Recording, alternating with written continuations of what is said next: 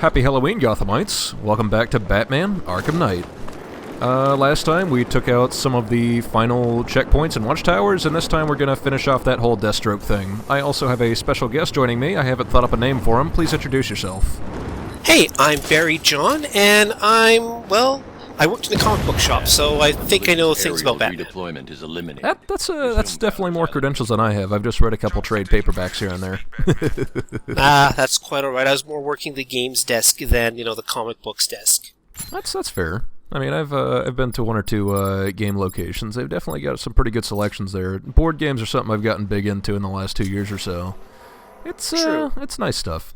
So, well, there is the Arkham City board game as well, but I think this is the wrong game for that. They made an Arkham City board game? I didn't know about this. Yeah, they did. Is it any good? I never actually got around to playing it myself, but I can see... I had never heard bad things about it. Huh. I'm assuming it's very different from the Arkham Asylum board game.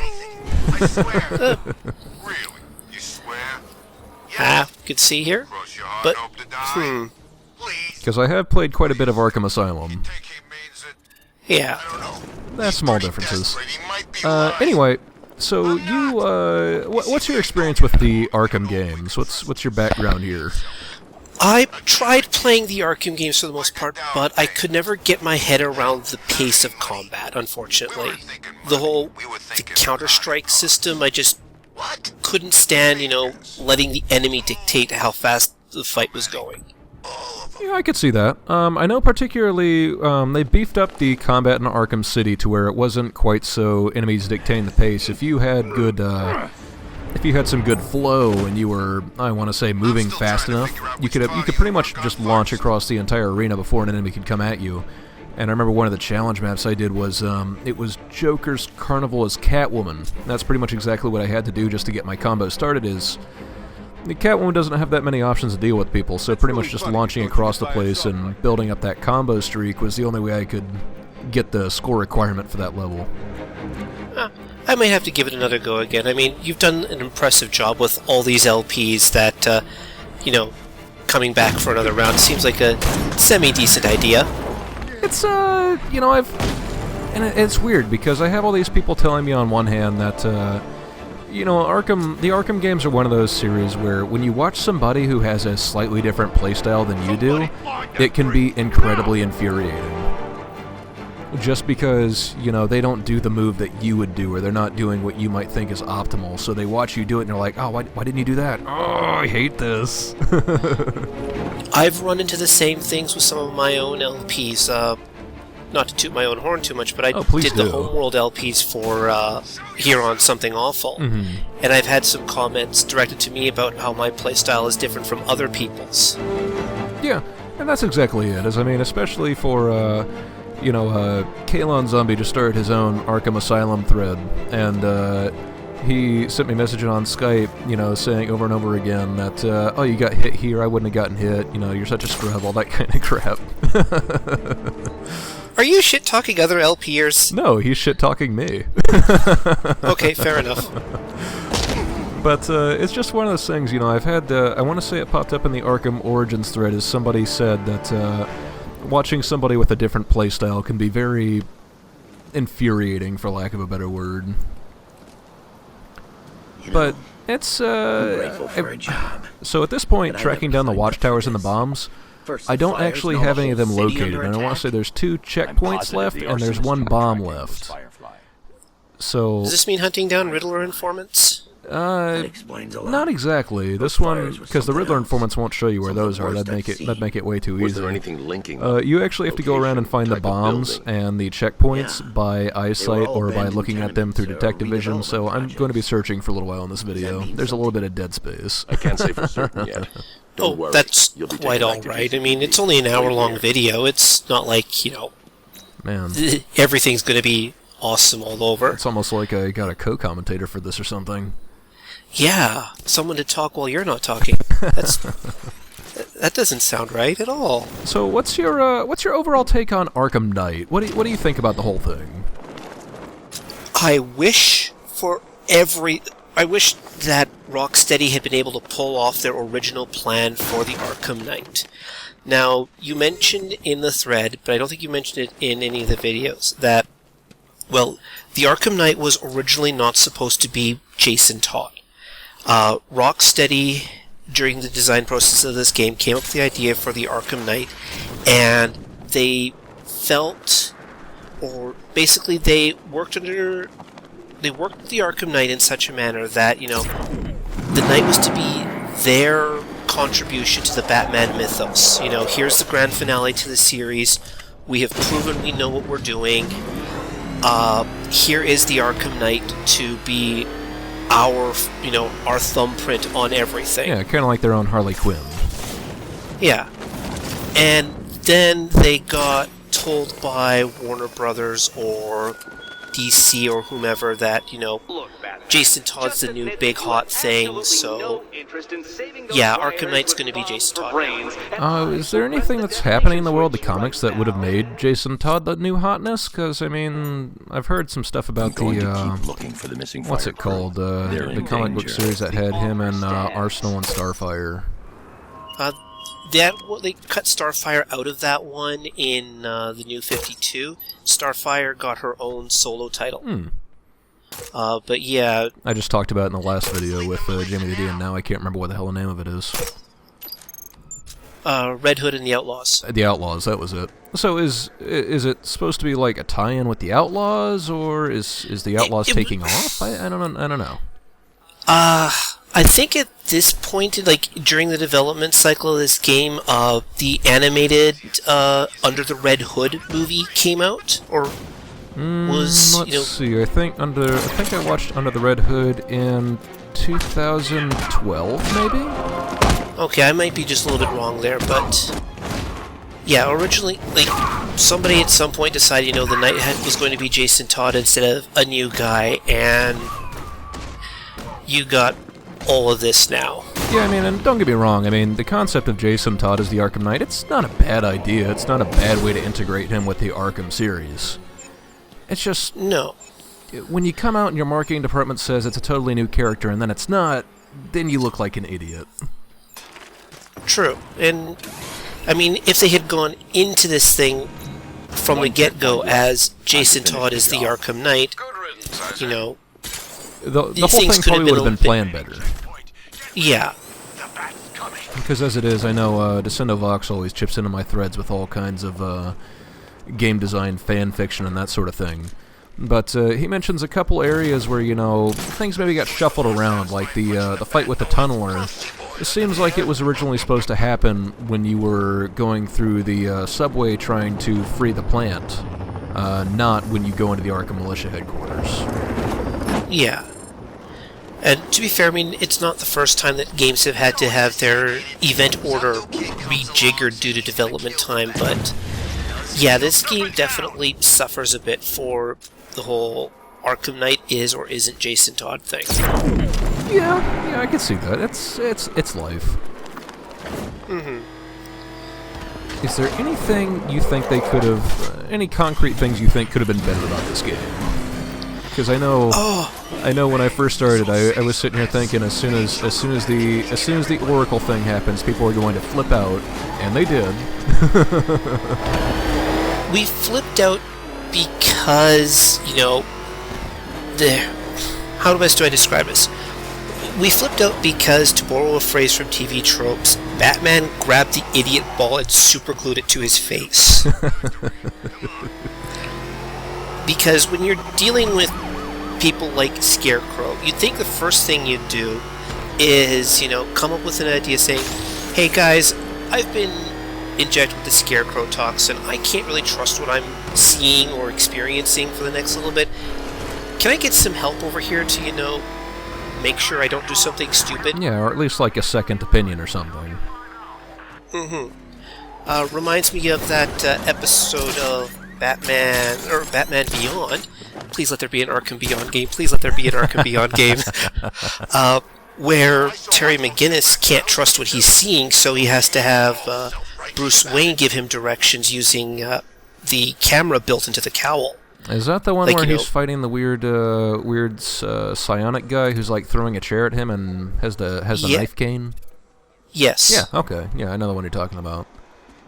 Now, was it they were using the camera, or was he kind of relying on his other senses at a certain point? Because I don't recall exactly. He had to rely on his other senses after a certain point, but for the first long bit, it was that Luke doing push-ups? That guy was doing push-ups. I don't know if it was Luke or whoever. That's... that Mook. Oh, yes, that Mook was... Yeah, sometimes, Penguin Stugs or whoever Stugs will sit there, working out. I mean, what else are you going to do in the city? It's already been... It's been at least a couple hours they've been here. They've got to do something to keep up the time. Oh, fair enough. But yeah, like, as I was saying, Bruce Wayne was giving directions over the link, but then the link got broken for plot reasons, and Terry had to start doing other things for a while. Yeah, I can see that. So, the Riddler is having issues here. Oh, is this thing on? I was just mentally calculating pi to 10 trillion digits. 10 trillion digits. Okay, now you're just bullshitting us, Eddie. I mean, besides, calculating pi isn't an exercise in intelligence. It's an exercise in tedium. Or an exercise in memorization, but don't tell him that. True, fair enough. It's... And, I laugh about it, but God, Eddie's just such a tragic character. Like, this is the only thing he can do with himself. He's reduced to trying to prove his superiority by calculating pi, and if that's not sad, I'm not sure what is. Well, when you break it down, I mean, the villains of the Arkham series and Batman in general can, they can be divvied into different categories. Like, the people who are, they're supervillains by dint of the fact that Batman opposes them, or they oppose Batman. And these people include Selina Kyle, Catwoman, or, Oswald, Penguin. Mm-hmm. The guys who, if Batman wasn't there, basically, would still be crooks, but they wouldn't be supervillains. Yeah, they would be up to no good, but they wouldn't be, I don't know, would you call it stigmatized? Because they'd still be the crooks, but they wouldn't be possibly as well known because they'd never been, brought to justice or whatever by Batman, who has this really... He's a vigilante. He's outside the law. Yeah, there wouldn't be the whole supervillain, superhero thing going on. I mean, Selina Kyle would still be a cat burglar. Mm-hmm. And people would probably know Selina Kyle's calling cards, like she's still stealing cat-related stuff. Mm-hmm. But she wouldn't necessarily be as well known as Catwoman, or even possibly be known by Selina Kyle, just because, well, she's never been brought in. Yeah. But Batman has created that relationship. True. Then you get, your other people who basically could be considered high-functioning criminals, like Riddler, for example. Oops. Whatever. Yeah. You get your high-functioning criminals like Riddler. You could almost make the case that somebody like Two-Face qualifies as well because he's predictable in his own way. He is very predictable, and I remember there was a comic page somebody posted of, I think it was in the aftermath of No Man's Land. They had Commissioner Gordon had to ask for help from I don't know, the way they played it in the court was a little weird. Basically, Commissioner Two-Face was putting Gordon on trial for crimes committed by the GCPD during No Man's Land, and Gordon says, I need a legal defense for this. Can I defend myself? And Two-Face goes, nope, can't do that, conflict of interest, whatnot. Besides, you're not a legitimate lawyer, it wouldn't be fair to you. And so he says, well, in that case, can I have Harvey Dent as my defense lawyer? And so you get the point where Harvey Dent and Two-Face are arguing with each other. Okay, don't fall asleep. And I feel like one of the things that has been missing from the Arkham games, not necessarily by design, but possibly just by oversight, is some of the other characters from Gotham. You had Harvey Bullock appear in Arkham Origins for these short little cameos, but where's Renee Montoya in all this? Yeah. Or, even a mention of people like The Question. Yeah. Because he hung around Gotham for a long while as well. And then you have, I think the Creeper popped up in a very brief mention in Arkham Asylum, just when you scanned something that gave you Jack Ryder. But aside from that, that's about it. Yeah, he stayed Jack Ryder this entire time, rather than, going Creeper. And I mean, you figure, for something like Arkham City, that would have been the perfect time to have the Creeper show up.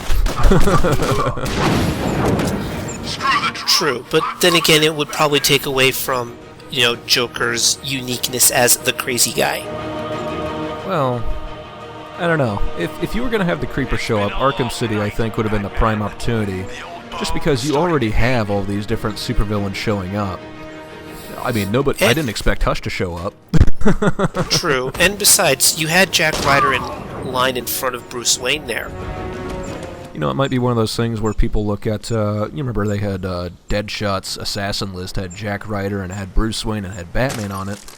What if there was a plot thread there that said, maybe Jack Ryder is Batman or something like that? It's really stupid, but then again, if you think about it that way, so is the concept of Bruce Wayne being Batman. That's really stupid, too. You should have known True. better than to come back to Gotham. Talking about people who are missing,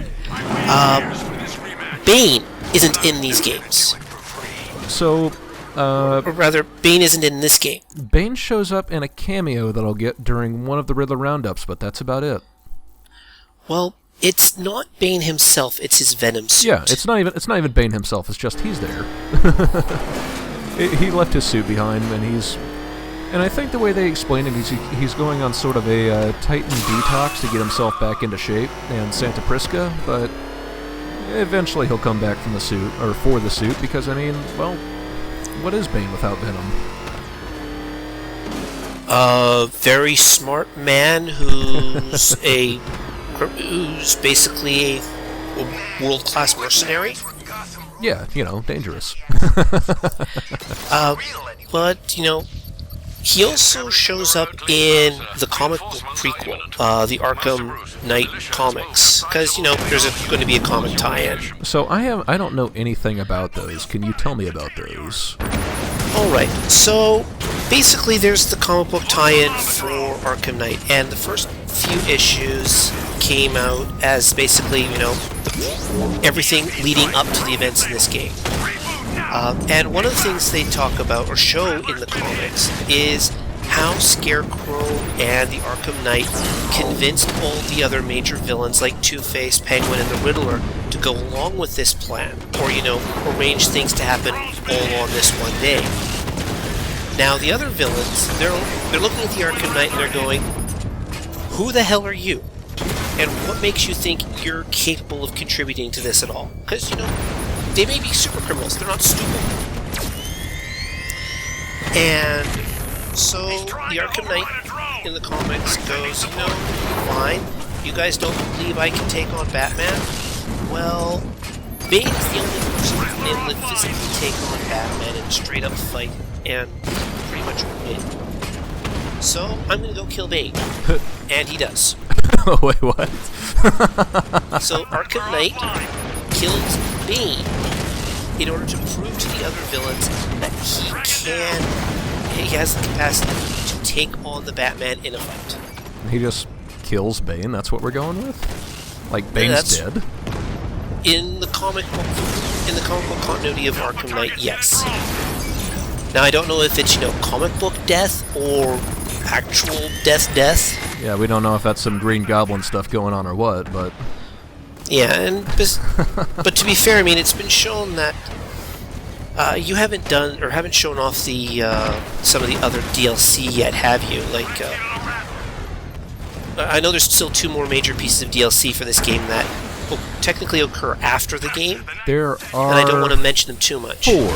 There's one for each side character. There's one for Nightwing, one for Robin, one for Catwoman, and there's actually one for Red Hood as well. So, yeah, because I was thinking of Catwoman and Red Hood. But when you play through the Red Hood, Red Hood DLC, it shows that he is willing to permanently put an end to certain criminals. Yeah. So I'm just gonna go ahead and spoil it. Instead of having a batarang, he just has guns, and he will shoot somebody. That's just it. Yeah, fair enough. it'll come up. And one of the DLCs they did was, I think it's the Crime Fighter packs or something like that. Basically, they modified all of the combat maps when they started releasing good combat maps instead of the crap that we got at launch. So you could play them with any character. So you can play them as Azrael, as Harley Quinn, as Red Hood, or as any of the crime fighters. Yeah. That would be some fun to see, Harley Quinn beating up Penguin goons because, they're getting in her way for whatever reason. Yeah, that's a thing. I'm pretty sure Harley Quinn is one of the options. Well, Harley Quinn fighting Penguin goons. Yeah, you can have her in that exact situation. It doesn't give you any particular dialogue, but it happens. Yeah. So, and I saw a thug there mentioning, if Batman's Bruce Wayne, who's Bruce Wayne? So, what do you think about the Cloudburst tank fight? Oh God, I zoned out during that fight. I had it on the other monitor, and I was looking at it through one eye, just waiting for things to happen. But I was focused on my other side, my other monitor there, doing some reading. Because it just didn't seem like an interesting fight. Well, how do you feel about the Deathstroke fight being another Cloudburst fight? They couldn't really do a proper rehash of the Origins Deathstroke fight, or even the the Arkham. Yeah, wait, Origins and City he was in. He was in Origins when you fight him on the. It was Deadshot. I was thinking of. Okay. Yep. Too many guys with D's and S's in their names, Deathshot, Deathstroke. Yeah. Deadshot appeared in both, but the fight you're thinking of was in Origins. Yeah. I mean, they couldn't really do that, because it's been commented a lot in the thread that Batman simply has so many combat tricks, you can't really do a person-on-person boss fight like you could in earlier games. And especially at this point in the game, Batman does have ridiculous amounts of options. But, I have to sit here and think, even with the Deathstroke fight, the Bane fight was similar, but it's still... The Bane fight in Arkham Origins, at least the first one, still felt kind of satisfying, aside from Bane's really weird tracking on you pattern when he was charging. The rooftop fight, right? Yeah, the rooftop fight.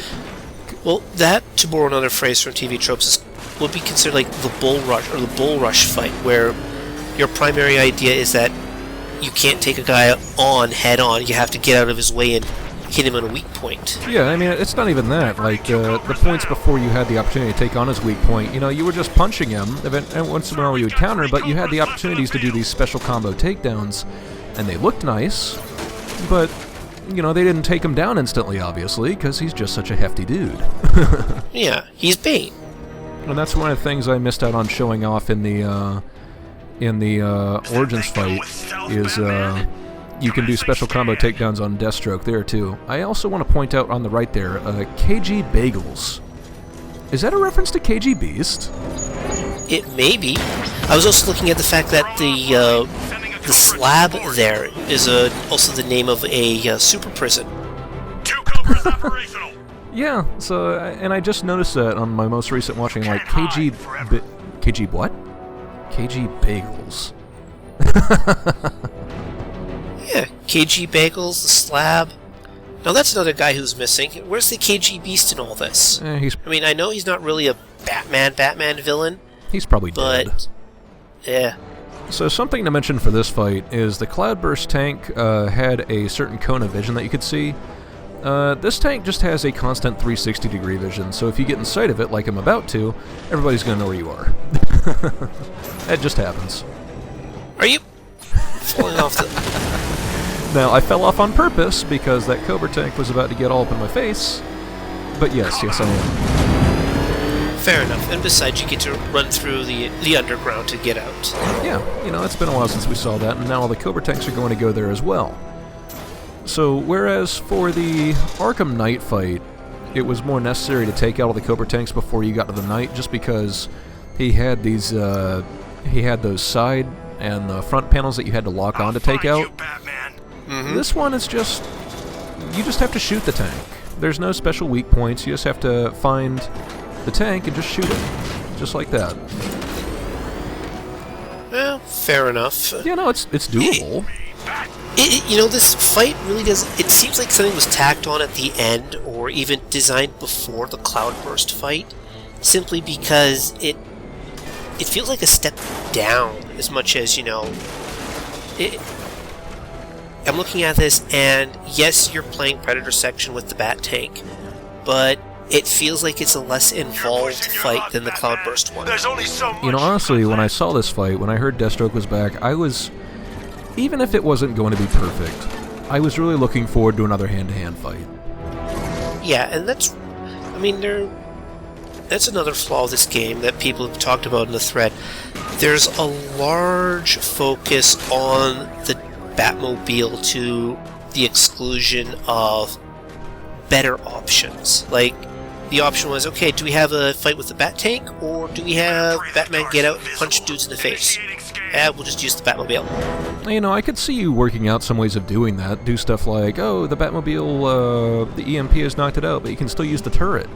You know, and they had that in the underground GCPD parking lot, where, you know, there was a bunch of guys, but I was still able to use the turret for the environmental takedowns. Or even have a mix-up fight where, you know, you use the Batmobile to take down the super tank here, and then, but the super tank, when it's finally disabled, Deathstroke pops out and, you know, basically goes, So, you know, let's do this mono-a-mono. just wait until the end, because that's where it gets really funny. Because they do the worst fake out. They do the worst fake out ever. Oh, it's so irritating. Oh boy, I'm almost dreading this now. No, it's such a slap in the face. It's almost refreshing. Fair enough. Oh jeez.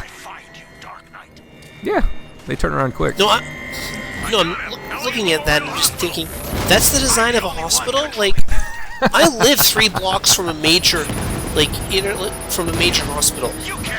That's not how there's... That's not a good design for one.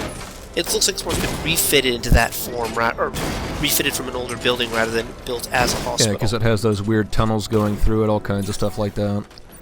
Yeah. So the Cloudburst tank itself... Sorry to interrupt. It has something of a missile launcher. It has some mortars, and it has basic tank shots. And they look really fancy, but they're just basic tank shots. So you just have to. It's just like any other tank fight. Take it straight on, take it on the chin, shoot it a couple times, and we're done. And wait for this. You're gonna love this.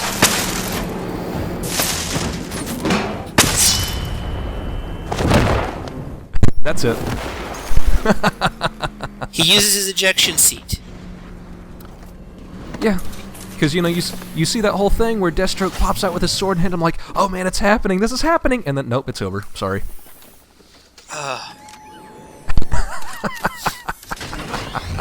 That's what I was talking about. God damn it. You know, because when I saw that, I'm like, oh man, you mean this is a 2-stage boss fight? I'm really pumped up now! And then Batman just ejects out of his seat to shatter my dreams. You had your chance. It would have been, like I said, even if it wasn't perfect, and at this point, with Batman having so many options, it probably couldn't be. But come on.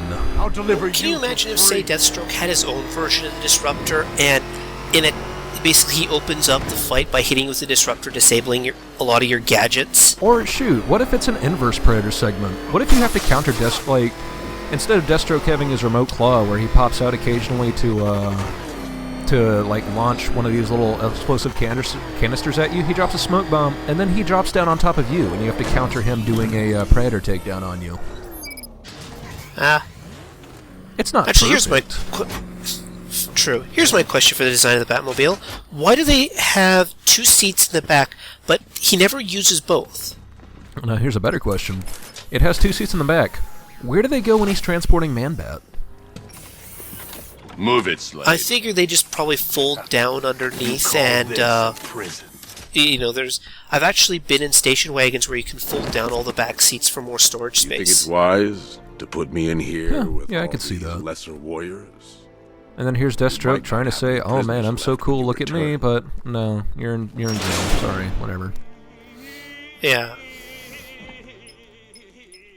So at this point, you can finish the game. Nightfall is Yeah.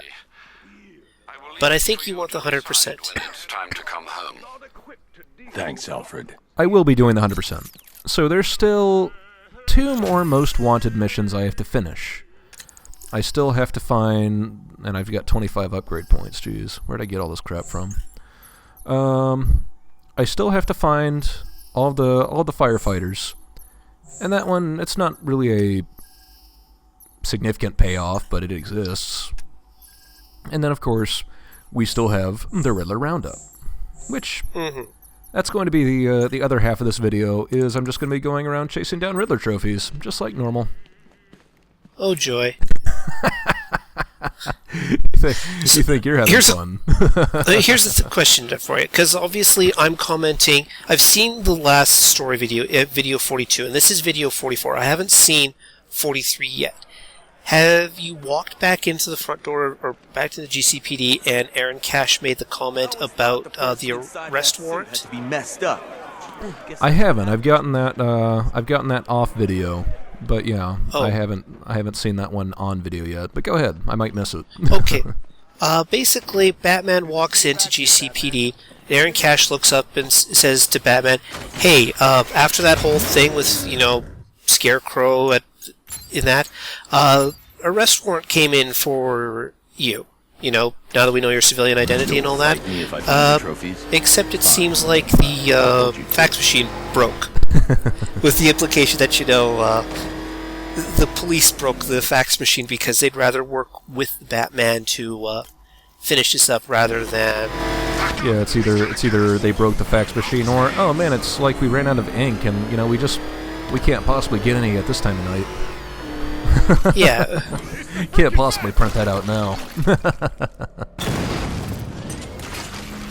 Excuse me. I'm currently fighting off a cold, which you may be able to hear. For everybody at home, this is actually our 3rd attempt at this particular commentary video, but Duffy's been too sick for the previous 2 times. Yeah, I've kind of been in the middle of a sneezing fit here and there. So, but hopefully you feel better soon. A man can dream. And, yeah. Well, like I said, another part of the reason this has taken so long is I'm doing this community theater musical. For those of you at home, I'm in Avenue Q in a community theater, and it's fantastic. Okay, no one's going to argue with you on that. But it's, we've been doing these rehearsals and this crap, so many times a week, and man, it's been tough finding time. You barely got that one on the left, you mean exactly got that one on the left, because talent. Oh yeah, totally talent. That's what it is.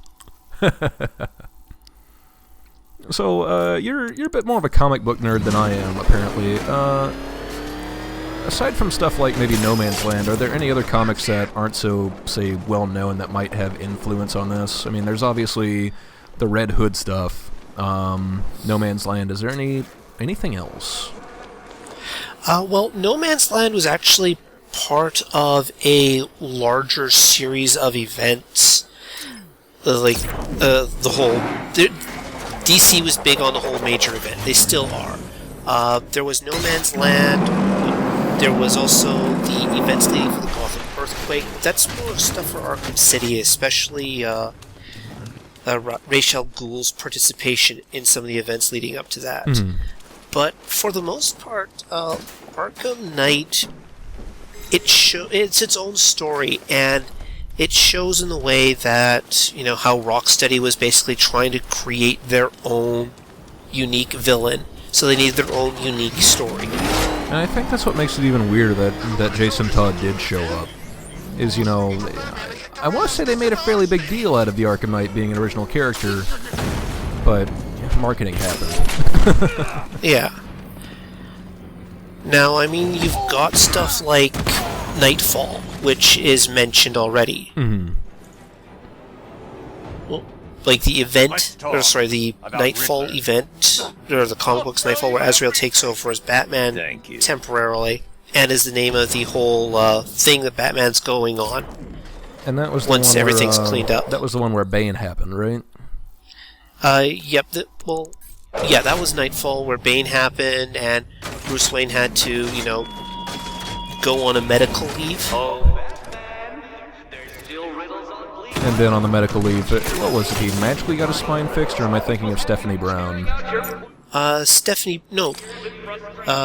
Lady Shiva fixed his back on his medical leave, and Stephanie Brown had her death faked by the Doctor. Mm-hmm. Yeah, and I remember they didn't get along after that. Batman and the Doctor, was it Watkins? Basically, Leslie Tompkins, that was it. Yeah, Leslie Tompkins. Basically, Bruce Wayne, Batman, found Leslie Tompkins doing free, Doctors Without Borders stuff in Africa, and basically told her, never come to Gotham again. I will keep you gainfully employed for services rendered, but you will never step foot in Gotham again. What a nice guy. Yeah, because the whole Stephanie Brown thing, I mean, I'm sorry, as far as Robin's goes, she did a pretty bad job, let's be honest. That part of the problem was they didn't know what to do with her as a Robin. I could see that, but I mean, having her job as a Robin to screw up repeatedly, that's different. Being out here again? Yeah. And she worked out better as Spoiler than as Robin. Right, and that was one of the big things. I mean, I always talk about, your least favorite Robins. Everyone says Jason Todd, but I mean, because he's the one who died. I mean, he's the one that got voted off the island. But, I mean, Stephanie Brown, she started a gang war. Come on, that's a really bad job. Bad show, Stephanie, bad show. And they tried to justify her starting the gang war, as a case of, I can prove I can be an awesome Robin. Yeah, and that was the entire thing about it. She's like, yeah, I'll totally be Robin, and I'll take down Matches Malone, and yeah, I'll do such a good job. And,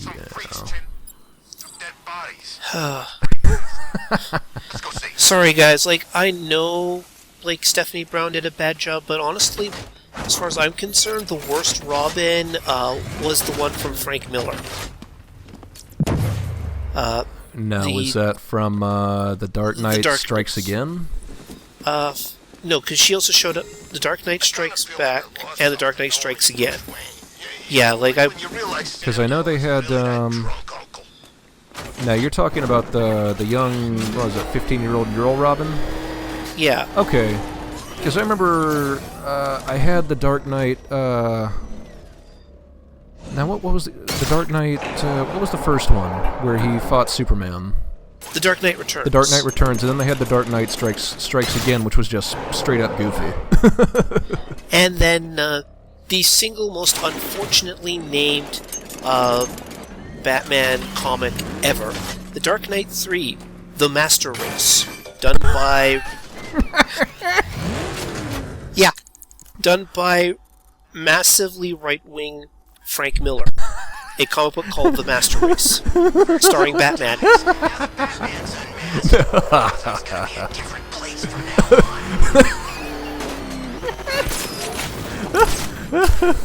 that tickles my funny bone. Okay.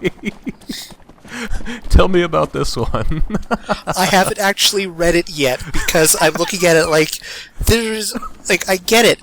The thing is, when they were advertising for this particular comic book series coming out, DC said, Frank Miller is writing this. We have somebody who's very good at their job, riding shotgun on this to make sure it doesn't go, it doesn't go Batman full. It doesn't go full Miller.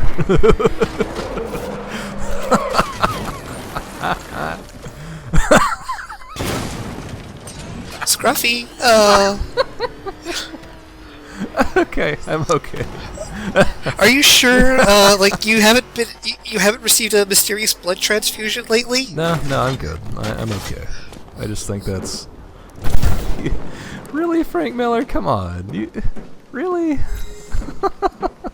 Okay. Okay, that was just sitting out there. Yeah, that's a couple of these, and these are some of the ones where the Riddler will say, "How'd you find that one? It was so well hidden." That's not well hidden, that's not Eddie. That's not what that means, Eddie. Yeah, that's basically him finding one of your old hideouts where you're not doing any major planning or anything like that. and just chilling out. So, where was I going with this? Oh yeah, so The Dark Knight Strikes Again. So, have you read that one? Yes, I have, unfortunately. Man, what a weird comic. So, Robin is no longer Robin. I think she turns into... Catwoman. Yeah, she turns into a new Catwoman, which, by the way, Selena Kyle still exists in this. Yeah. But they do this, thing where it's kind of like they're trying to get the Justice League back together. Only everything's a little strange. It's very Frank Miller. But at the very end, they've been having this problem with, I think it's like they have some sort of guy that goes around hurting people. Like, he hunts down the Martian Manhunter. And, it's one of these ongoing mysteries, and I'm like, what's going on? What's going on? It turns out it's Grayson? Yeah, it was Grayson. Yeah, it's Dick Grayson. And it's also, like, Batman starts calling out Dick Grayson saying, "You were such a failure. God, I'm so disappointed in you. If only you were as good as Jason Todd." Like, this whole thing where he's like, yeah, Dick Grayson's the real failure here. Can I have Jason Todd back? And I don't remember when Strikes Again came out, but it must have been before Death in the Family. It was. Because that's just wow. To be fair, as has been mentioned many times, this is Frank Miller we're talking about here. It is. Like, I think we have to at least respect The Dark Knight Returns for what it was. And it has had a lot of influence on comics since. At least for DC. I mean, Marvel's been doing this whole superheroes fight thing for a while. Oh yeah, they got the Civil War 2 coming out. Because, movie tie-ins and all that, so they have to redo the Civil War now that they've rebooted their entire universe again. Yeah, I haven't seen the new Captain America movie. I think I meant to, but just didn't get out to theaters to see it. Oh well. Well, that's quite alright. I'm actually going out with a friend tomorrow to see that movie. Hey, there you go. It's not too late. But, I mean, even the whole superheroes in conflict thing has been part of Marvel from almost its, inception as Marvel. I mean, one of the first things they had was, their first big comic was the Fantastic Four, and one of the first things they did was they fought the Incredible Hulk. There was also, Spider-Man breaking into Fantastic Four's headquarters. I don't think it was the Baxter Building at the time. And, they were more willing to have their characters interact with each other. It's not even just interact with each other, but have conflict with each other. But then you have these... Batman and Superman always, I think, work better when they're a team. When they're covering each other's weaknesses. Exactly. Just because, so I have to interrupt to mention this one. This is actually a race. Right? Yay! And I'm going to do it wrong. Because I'm not going to take the Batmobile there. Oh, this is one of those races. Yeah. So around the area, on top of some of these buildings, you'll find these question marks with some coordinates on them. And they aren't really obviously coordinates. They're just like these, there's a string of 4 numbers followed by a string of another 4 numbers. And I've seen those before and I've been wondering, what the hell are these? And if you pull up the map and you zoom around, they're actually coordinates. And you can briefly see them there on the top right. And I'm just going right past them. 1665 something. Yeah. It's like the radio signal tracking back in Origins. Mm-hmm. Yeah. So it's a thing. It exists. It's not terrible. Mm-hmm. I don't think I've done this yet. Oh, and I screwed up. A vehicle takedown? Yeah, I don't think I've done any vehicle takedowns yet, and I screwed this one up, so I'm like, screw it, Batmobile, hello, goodbye, nice seeing you. I think you took out the Riddler informant. Yeah, I did, I definitely did. What you can do is sometimes you can land on top of vehicles, and Batman will just kind of, throw a charge on the hood and then blow up the car. Or sometimes if you're on the road, cars will just try to run you down. And you can do something similar, except if you hit the counter button, he'll just, dive to the side after throwing out the explosive gel. And I want to say one of the AR challenges is unlocked by doing that. You have to take down a certain number of vehicles on foot. It would also be interesting if, like, a Batman's vehicle takedown would be him landing on a vehicle like he lands on the aerial drones and pulls the driver out. That is one of them. That is one of the first things they had in one of the gameplay trailers. Is you can land on the actual top of the car. You drag the driver out of the driver's side, and then you just jump off, and the car goes spinning off into the distance. It is a thing. And we're climbing back up the building again. Hey, remember when we did this? That was great. Yeah, that was the introduction to the whole Bat Winch. Yep, and we're back. I don't know why I thought there was something there. There's not. Because it's a cracked wall. Yeah, that's probably it. Because I know there is there's something here that I lose track of, and I never find it. I think I spend like 20 minutes, no, not 20 minutes, maybe like 5 minutes searching around for it, and I don't find it, but, whatever. And I thought briefly this was what was pointing to it, but it's not. That's just way too easy. But yeah, so Marvel Comics, the whole concept of superheroes in conflict has been part of their DNA from the start. So when you have stuff like, Captain America and Iron Man Civil War, it's not that shocking.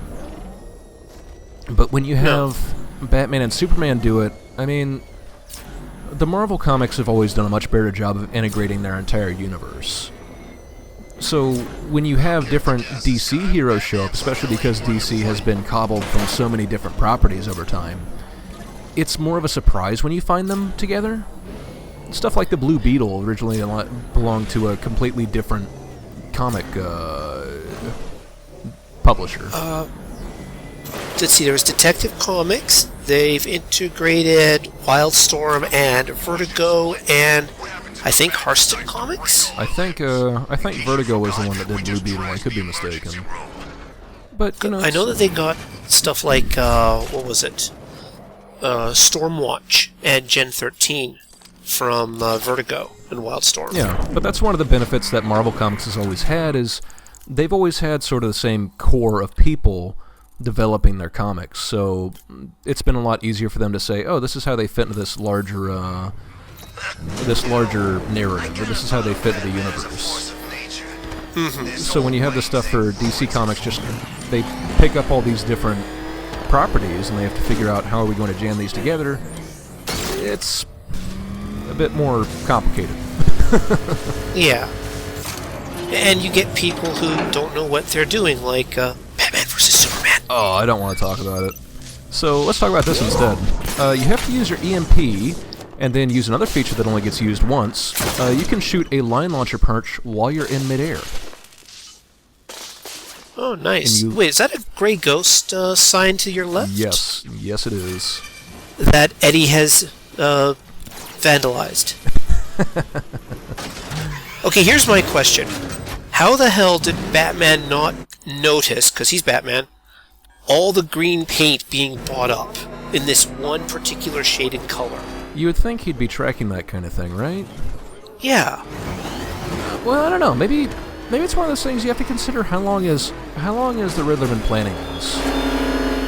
True, because I mean, when you get around to some of the later DLC, it shows that Eddie spends a lot of time working on this sort of thing. I mean, and you haven't seen the last video yet, but in that video he talks about he's gone to the extent of programming these robots so that they even have a basic religion, and he is the god of it. Eddie, Mr. Nigma, please stop. Yeah, that's a thing. But I think this is the trophy that I managed not to find in this video. I'll come back for it later. But you have to figure, unmasking or making a fool of Batman seems to be pretty much all Eddie lives for. It's not even. It doesn't even have to be Batman. I mean, he would respond this way in many ways to anyone who could provide even a remote intellectual challenge.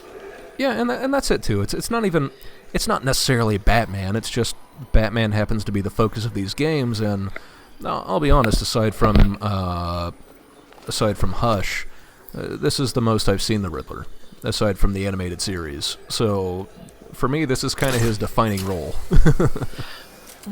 Speaking about the Riddler, I mean, he really became more popular in the Adam West TV series because he could be so TV friendly. Yeah, I can see that. And I mean, a lot of people have been saying if they keep going with this, and I'll ask you, I will ask you what you think the future of the Arkham series is, but you're hoping for Arkham Beyond.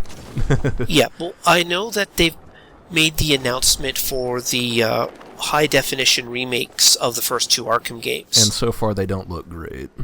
No, somebody's trying too hard. Yeah, but then you also have what's it called? What I really want to see is Arkham 66. Yeah, that would definitely be a thing. There's been talk in the thread about a more episodic game type. More like, how you had the Batgirl DLC at the start here, at the start of your LP here. Yeah.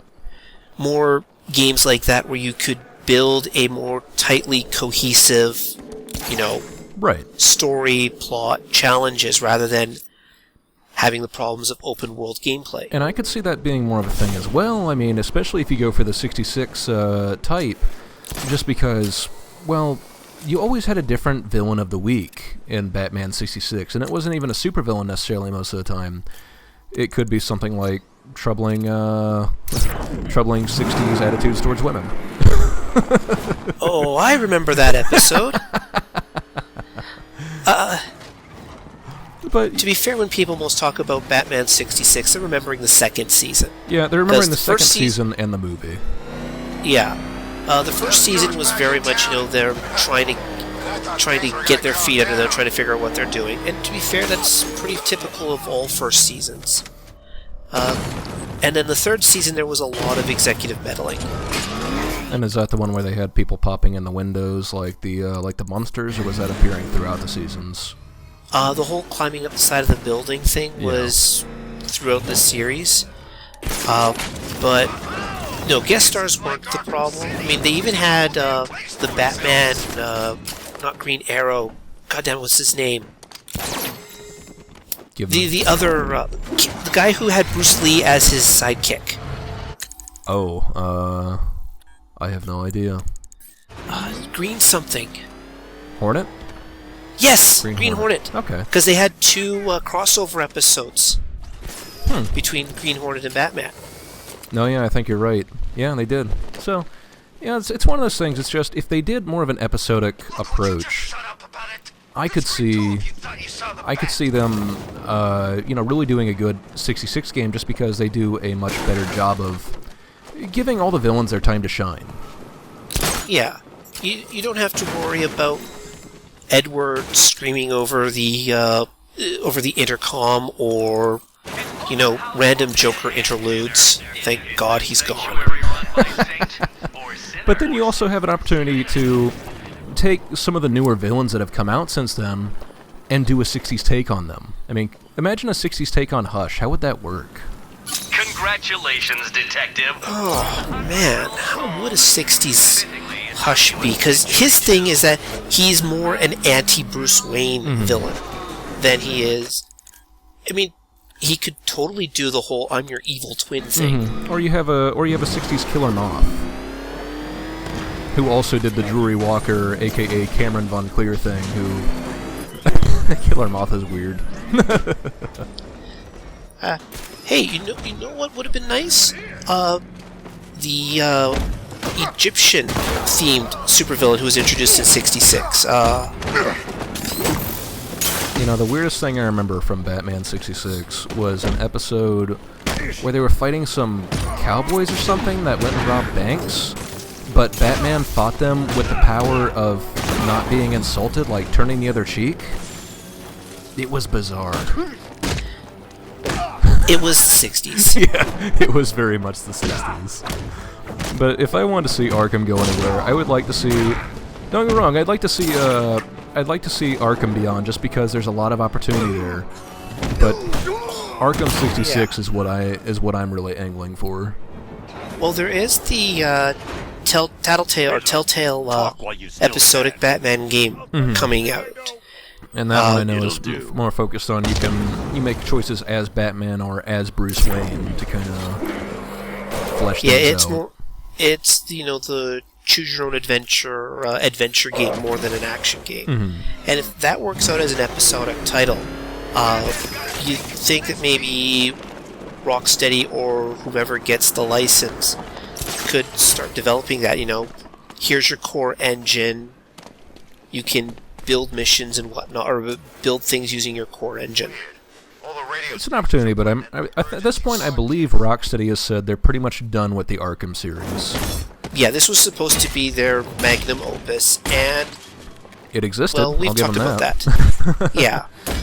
I mean, they have options. I mean, obviously they've shown with WB Montreal, they can have other people make a Batman game and it'll be passable. Arkham Origins happened. Yeah.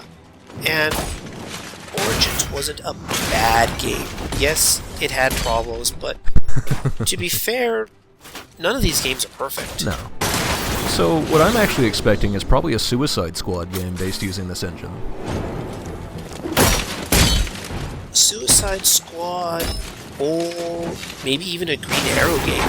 Yeah, possibly. But especially if they want to keep tie-ins with the TV series going on. Well, they've got the movie coming out, too, for Suicide Squad. But yeah. We are just about at the end of the video, so... Oh, jeez, already? Let me go ahead and say thank you for joining me, and... it was a pleasure. Please join me next time, Gothamites, when we continue the Riddler Roundup. See y'all later.